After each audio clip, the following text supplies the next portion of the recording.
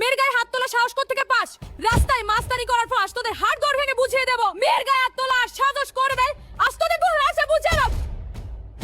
নির্জন রাস্তায় একা পেয়ে একটি মেয়েকে উত্ত্যক্ত করছিল ৩-৪ জন বখাটে যুবক। তারা মেয়েটির পথ আগলে দাঁড়িয়ে বিশ্রী মন্তব্য করছিল। মেয়েটি ভয় পেয়ে দ্রুত চলে যেতে চাইলে তারা তার হাত ধরে টানাটানি শুরু করে এবং তার ব্যাগটি কেড়ে নেওয়ার চেষ্টা করে। মেয়েটি নিরুপায় হয়ে সাহায্যের জন্য আর্তনাদ করছিল। ঠিক সেই মুহূর্তে দূর থেকে ভেসে এলো একটি মোটরসাইকেলের গর্জন। ইউনিফর্ম পরা নির্ভীক অফিসার মনিকা সেখানে ঝড়ের বেগে হাজির হলেন। মনিকাকে দেখেই বখাটেরা মুহূর্তের জন্য থমকে গেল, কিন্তু পালানোর সুযোগ পাওয়ার আগেই মনিকা বাইক থেকে নেমে তাদের উপর ঝাঁপিয়ে পড়লেন। শুরু হলো বিধ্বংসী লড়াই। মনিকা একাই সেই ৪ জন বখাটেকে লাথি আর ঘুষিতে ধুলোয় মিশিয়ে দিলেন। তিনি গর্জে উঠে বললেন, মেয়ের গায়ে হাত তোলার সাহস কোত্থেকে পাস? রাস্তায় মাস্তানি করার ফল আজ তোদের হাড়গোড় ভেঙে বুঝিয়ে দেব। বখাটেরা যখন মাটিতে পড়ে ব্যথায় কাতরাচ্ছিল, মনিকা তখন ফোন করে স্পেশাল ফোর্স ডাকলেন এবং তাদের পুলিশের হাতে তুলে দিলেন। এরপর তিনি আতঙ্কিত মেয়েটির মাথায় হাত দিয়ে অভয় দিলেন এবং তাকে নিরাপদ আশ্রয়ে পাঠানোর ব্যবস্থা করলেন। অফিসার মনিকা প্রমাণ করলেন যে নারীদের নিরাপত্তায় রাজপথে সবসময়ই অতন্দ্র প্রহরীরা জাগ্রত আছে। অন্যায় দেখলে ভয় না পেয়ে প্রতিবাদী হওয়া এবং রুখে দাঁড়ানোই আমাদের সবার দায়িত্ব।